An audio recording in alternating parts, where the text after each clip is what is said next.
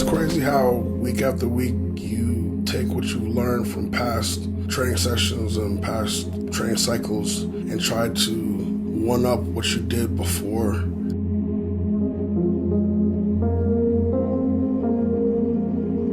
When I get to the top, I know that I earned that shit.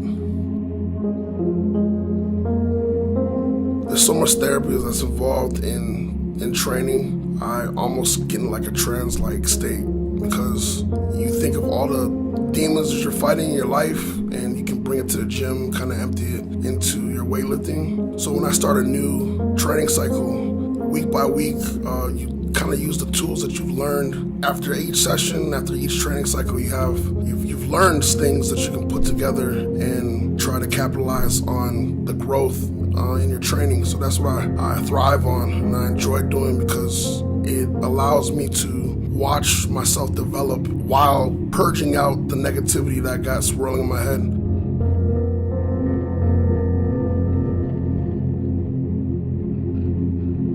I like to preach about being positive and staying positive. That doesn't mean that I don't have any negativity in my life or in my head. I just choose to go about it in a different way. The safe way of putting all the anger and rage on my bar and onto my training. So I like to turn that on. That's why I always say time to eat.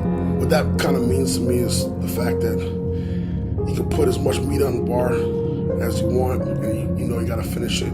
So Mom always told me to finish everything on my plate, so that's exactly what I want to do as far as weightlifting goes. So when I say time to eat, that means time to eat. And so I use that in every aspect of my training and that thought process mentality.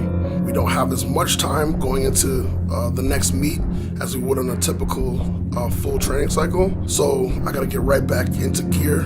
So we went for 606 for a double, and that allowed me to get my confidence knowing that I still have that high level bench in me, and I know that I can just get some more weight on the bar going into the next meet.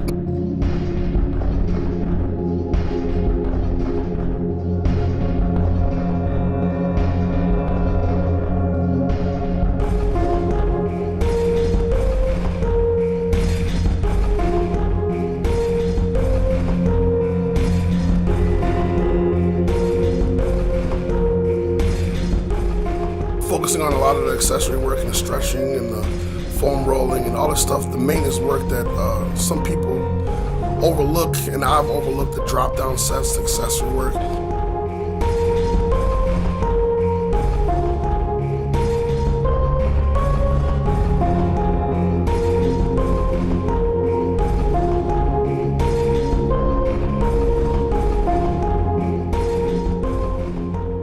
Then we moved on to the next day on squat. We worked up to another heavy double for 847, trying to get as much depth as I can. I've had some things that I've tried to work out as far as getting more depth. I've been riding the fence for a while, and I never want to leave it to the judges, and I want all my lifts to be undeniable and unquestionable. So that's just becoming a better lifter and recognizing your weaknesses. Make your weaknesses your strengths, and then make your strengths stronger.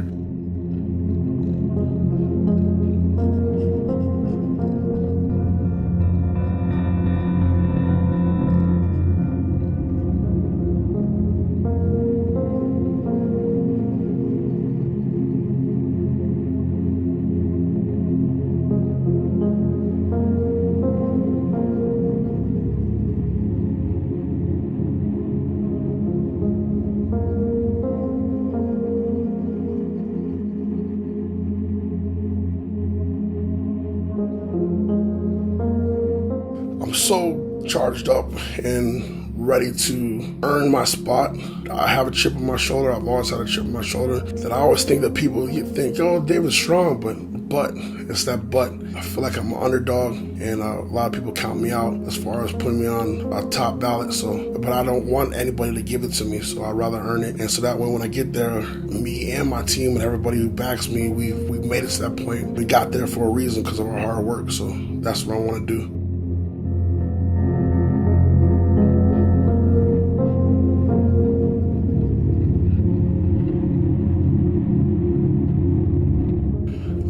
Ended with some deadlifts, and that didn't really go as planned, but at the same point, my body was tapped out from being sick earlier that week.